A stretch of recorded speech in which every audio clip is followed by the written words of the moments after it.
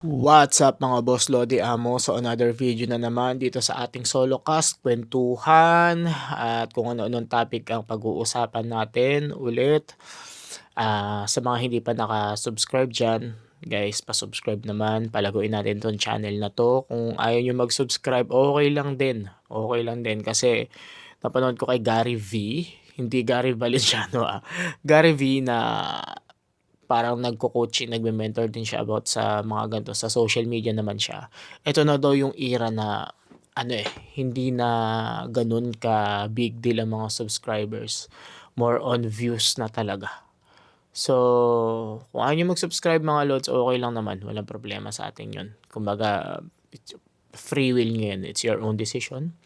Ang hinihiling ko lang is paki-share naman sa mga tropa natin na sa tingin makaka-relate sa mga topic natin.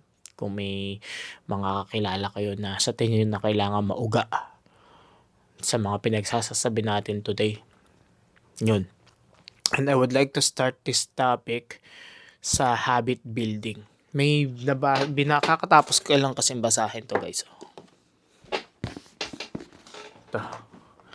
Makapal siya, pero madali siyang basahin kasi chapter by chapter siya eh. Kumbaga after 5 pages, 6 pages, may bagong chapter na naman, may bagong topic ka uling, alam mo yun, sisimulan. So, hindi siya nakakaumay basahin. Hindi siya yung isang continuous na makapal na page na babasahin mo hanggang dulo. No. Ano siya?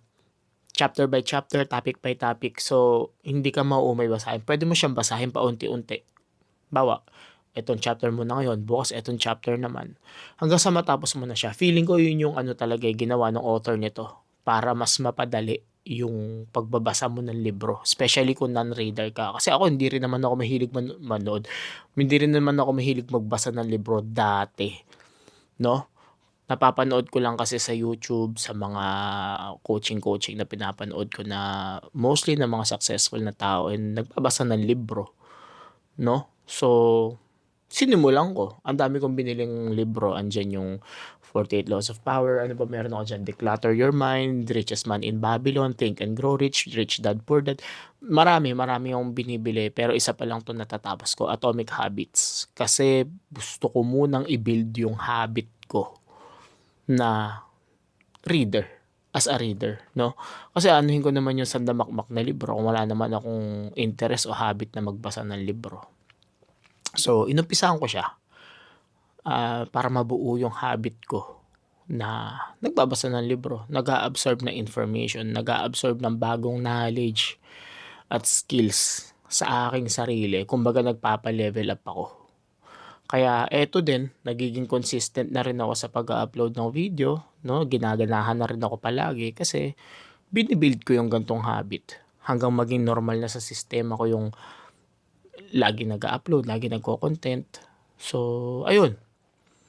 Ang ano ko naman dito, ang nagiging parang hugot ko naman dito ng lakas is the faith work. 'Di ba merong work hard, work smart. Ito parang faith working eh. Ano to eh, ito yung moment na talon sa bangin eh. Kumbaga parang taking the leap of faith talaga ako. Hindi ko alam kung sasabog tong video, hindi ko alam kung alam mo yun, maraming manonood, maraming makaka-relate, maraming mauurat, gano'n. Wala talaga akong ka-idea-idea. Ang alam ko lang, eto yun. Eto yung way ko para ma-reach ko yung goal ko, yung plano ko sa buhay ko. Kumbaga eto lang yung nakikita ko talagang tulay. At the same time, eto yung trip kong gawin at kaya kong gawin in the next 12 months, in the next 24 months, in the next 5 years. Kasi matagal na ako nagko-create ng content. Natigil lang ako nung nag-start akong gumawa ng kung ano-anong bagay. Pero dito pa rin talaga ako bumabalik eh. Kahit minsan na kapag sa work ko, pag nagpa-part-time ako, hindi ko rin maiwasan na videohan yung mga nangyayari. 'Di ba? Parang gusto ko siyang gawing parang portfolio ng buhay ko. Ganun. Gusto ko siyang i-document, no? Para pagka yun, after ilang years, pwede ko siyang balikan. May malupit akong memories na nailagay sa ano ko. Hindi lang sa utak ko, kundi nakikita ko siya visually. So, yung content creation talaga, nakita ko rin 'to do'n sa librong binasa ko na yung halimbawa, yung gusto mong goal, kailangan i-align mo siya sa mga bagay na trip at gusto mong gawin para maging madali sa'yo. Kasi ang hirap gumawa ng bagay na hindi mo naman trip, hindi ka naman masaya, 'no? Kasi maraming maraming method talaga, guys, ng sabihin natin kunyari sa pagpapayaman talaga, maraming method diyan. Andiyan yung magnenegosyo, andiyan yung mag-i-invest ka, stocks, crypto, et cetera, bla, bla, bla. Pero ano yung kaya mong panindigan in the long run? Kasi hindi naman yung method yung magdadala sa'yo dun, yung consistency. Yung araw-araw ka show up regardless kung ano yung condition mo, regardless kung nasa ang environment ka, regardless kung ano yung emosyon mo. Yung consistent showing up doon sa bagay na gusto mong gawin, yung magdadala sa'yo dun Yun yung mag-accumulate, yung mga small habits, yung mga small percentage na ginagawa mo araw-araw. Yun yung parang magbubuo ng hagdan mo para makapunta ka dun sa gusto mong puntahan. So regardless of the method, ang pinaka-importante talaga, guys, is yung consistency. And when it comes to consistency, kaysa disiplinahin mo yung sarili mong gumawa ng bagay na hindi mo naman talaga trip at ginagawa mo lang siya dahil sa disiplina, sooner or later mauumay ka Sooner or later hahanapin mo yung purpose mo. Kasi walang happiness dun sa ginagawa mo. Discipline nga yun Kaya mo nga dinidisiplina yung sarili mo kasi hindi mo trip yun Kailangan mo disiplinahin yung sarili mo kasi kailangan mo siyang gawin. Hindi dahil sa gusto mo. Then why not do something that you really love, that you really like, at kaya mong panindigan in the long run. And yun, though it is not a guarantee if you believe it. Kumbaga kung tumatakbo sa utak mo na, sige gagawin ko 'to pero hindi guarantee, paano ko ba explain na maayos? Kasi ako gano'n din Wala rin akong guarantee pero naniniwala ako na eto yung magdadala. For example, eto sa ginagawa ko, though hindi guarantee na magmi-million views 'to, hindi guaranteed na magmi-million followers 'to, pero eto yung magdadala sa'kin sa mga kapwa ko content creator. Eto yung magko-connect sa'kin sa mga tao na may ganito ring advocacy, na may ganito ding mindset. So in the long run, alam mo yun, magkakaroon ako ng connection, magkakaroon ako ng result dito sa ginagawa ko na hindi man talaga yung gusto ko, pero may ibibigay si God sa akin na mas malupit. Alam mo yun, para mapunta ako dun sa gusto ko. Kasi ito yung napakinggan ko dun sa podcast nila Ato tsaka ni MJ Aguilar dun sa Top G Manila na yung faith work. Tulad nga na sabi ko kanina, merong systematic work, merong hard work, merong smart work, tsaka merong faith work. Kumbaga ito hindi mo alam talaga kung ano yung outcome. Ang alam mo lang magsasucceed ka. Tapos bahala na si God. Hindi siya yung bahala na si Batman. Bahala na si God. Dahil pinagkakatiwala, sinusurrender mo yung kung ano mang ginagawa mo. Sinusurrender mo lahat sa Kanya. Na, sige Lord, eto gagawin ko. Basta ang gagawin ko lang, show up, do my best, i-impress kita. Ikaw nang bahala mag-reward sa akin. Kumbaga andun na ako sa moment na yun Wala na ako dun sa mindset na kailangan may sistema kang sinusunod. Hindi ako yun Eto ako Eto ako. Ang trip ko magpatawa, magpasaya ng tao, mag-advise sa tao. Alam mo yun? And sa mga nakaraang taon, pinipilit ko mag-build ng character na, alam mo yun, mag-e-empower sa akin. Na magbibigay sa akin ng kapangyarihan para mapunta ako sa goal ko. Pero hindi, para mas lalo lang ako na-discarril Feeling ko lang, mas lalo akong nahiwalay dun sa goal na gusto kong puntahan. Dahil nga, fake yung character na binubuo ko. Ngayon, eto, rat-rat ulit. No? Buo ako ng ganito. Hindi ko alam kung saan pupunta. Pero alam ko, may reward to na malupit. Kasi may tiwala ako kay God. So, yun yung parang faith work. Gagawin mo isang bagay na wala kang kasiguraduhan wala kang kasiguraduhan kung ano yung magiging outcome, pero isa lang ang sure ka, magsasucceed yun, no matter what. Magulo siyang topic, guys Magulo siyang topic, Pakinggan niyo na lang, panoorin yung podcast ng Top G Manila ni Ato tsaka ni MJ Aguilar. Basta yun, maganda yung topic nila doon, yung about sa kamalayan ng tao. Ano yun?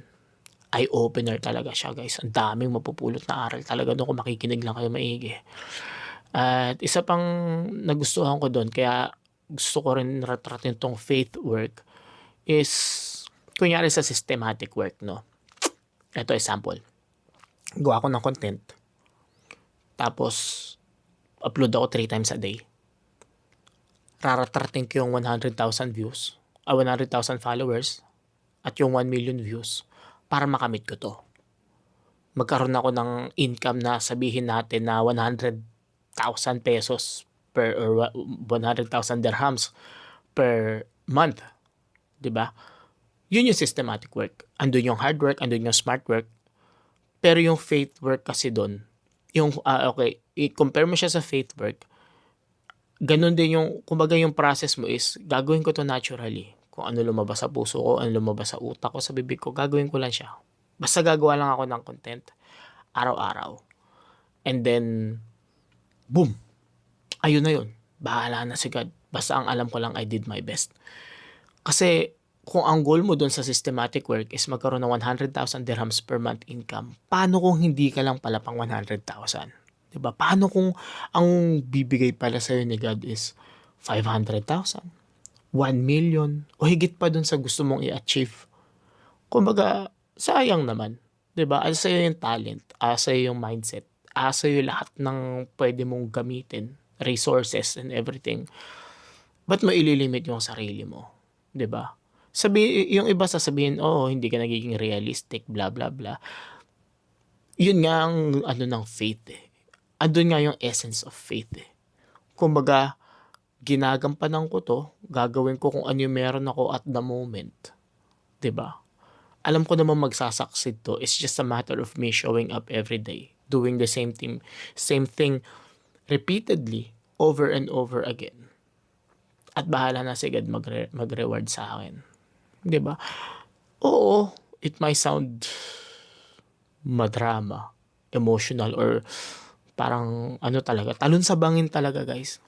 Talon sa bangin talaga. Tiwala na lang talaga kay God ang pinangkakapitan ko. Kasi yung mga nakaraang taon, yung mga sistema na pinagkagawa ko, wala rin naman nangyari.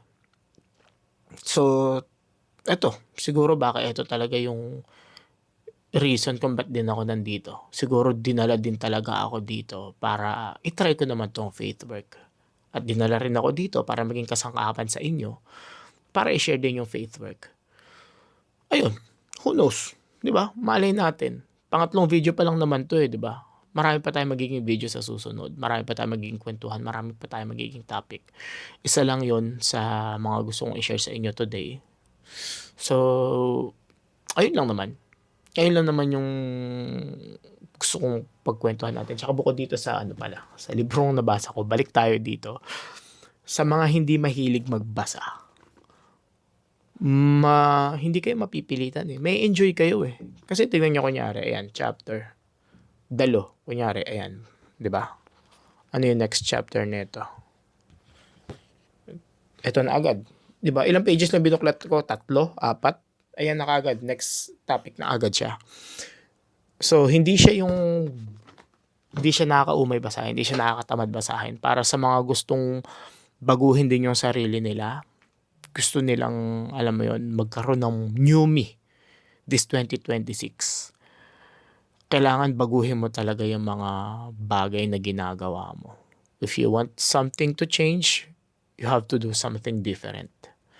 So, ayun. Eto, para sa akin lang, it's a good start. Eto, tsaka eto. Ayan.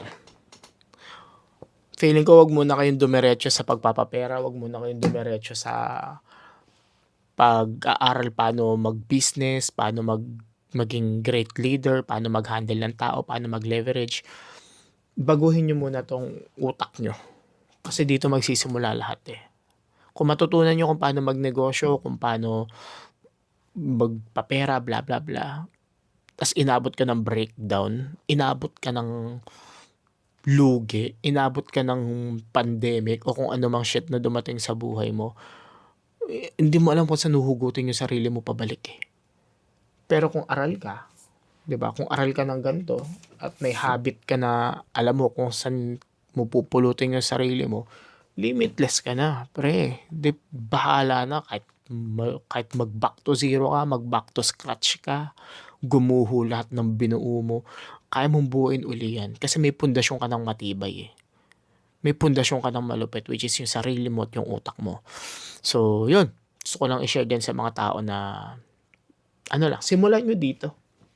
Kahit may work kayo, kunyari, break time nyo or bago ako mag-work. Ito binabasa ko eh. Tapos meditate lang ako, tunga lang ako ng mga 30 minutes. Minsan, 20 minutes. Dapat nga, 1 oras o mahigit pa daw eh. Pero, tunga lang ako. Dasal ako. Imagine, niisip ko kung ano yung magiging outcome ng araw ko, ano yung gagampanan ko, ano yung gusto kong, basta maraming tatakbo sa utak mo pag nag-meditate ka. Pero, yun, Atomic Habits. Maraming ituturo sa inyo to. Psychologically, human behavior, sa genes, marami guys. I-ano natin to next time. Gawin nating topic to. Ha? May i-share ko yung mga laman nito sa susunod na video natin. Yan. I-share ko. Tapos ito din. Ito kasi binabasa ko pa eh. Pagkatapos kong basahin, i-share ko din sa inyo yung laman ng mga librong to. Na, ayun, para makatulong din sa inyo. So, yun lang guys. Thank you ulit sa pagsama sa atin today. Salamat sa panonood. Salamat sa pag-subscribe. Kung nag-subscribe ka man, pero kung hindi, okay lang din. Walang problema yan, tol. Pakishare na lang din to sa mga tao. Yun lang. Na sa tingin mong makakatulong kapag narinig nila yung mga kwentuhan natin. Kumbaga, maging kasangkapan ka na lang para sa iba. Gawin mo siya as tulong. Gawin mo siya as help. Gawin mo siya as care sa mga mahal mo sa buhay, sa mga kaibigan mo. Kahit hindi na ikaw, kahit huwag ka mag-subscribe, okay lang. I-share mo na lang siya. Tulungan mo na lang yung mga taong mahal mo. Tulungan mo na lang yung nasa paligid mo. Para at the end of the day, may nagawa ka mabuti. Budol eh, no? Pero seryoso guys. Please, share. Subscribe, sige. Subscribe na nga kayo. Please lang, no? Para naman medyo, tong channel natin. Sumigla-sigla. Tapos, upload pa tayo ng mga gantong kwentuhan. Yun. May naisip nga akong topic sa totoo lang. Gusto ko sanang gumawa ng parang solo cast. Na pang solo drinker. Ganun. Kasi, itong mga nakaraang taon, lalo nasa Japan ako. Hindi, kahit nasa Pinas ako eh. Tsaka dito. Parang mas trip ko na lang mag-uminom mag-isa kaya sa uminom ng makiparty-party, mga ganun. Parang wala na siya sa ko. Wala na siya sa ugat ko. Hindi na siya dumadali sa dugo ko. Tsaka yung iniinom ko, lang talaga. As in, wine. Hindi. Oo, minsan nagmimix ako. Kasi mahilig ako magtimpla ng alak eh. Mahilig ako mag-mix, mag-eksperimento. Minsan vodka pero alam mo sobrang konting percentage lang. Gusto ko lang ma-relax yung sarili ko. Tas isip naman ako na anong bagay. Ganun. Minsan naglalaro lang ako ng Valorant. Ganun. Minsan, kaso pagka ganun kasi, minsan pagka umiinom ako, tas naglalaro ako ng Valorant, nuurat ako pag natatalo ako. Parang ang pangit ng ganung energy. 'Di ba? Kaya nga uminom para maging masaya ka, tas babad tripin mo sarili mo, 'di ba? So, ayun lang. Next time, try tayo ng ganun, no? Pagtapos na siguro ng Ramadan. Kasi pag Ramadan, syempre, tayo. Re-retreat tayo spiritually, physically, emotionally. So, ekis muna tayo sa mga alak-alak na yan. Dapat nga ekis na siya for the entire life eh. Kaso, syempre, try pa rin natin, no? Hindi ko mapapromise. Pero subukan natin. I'm gonna do my best. So, ayun lang guys ulit ha. Salamat sa lahat. Salamat sa inyo at salamat sa mga 100 million subscribers natin at 100 million views natin.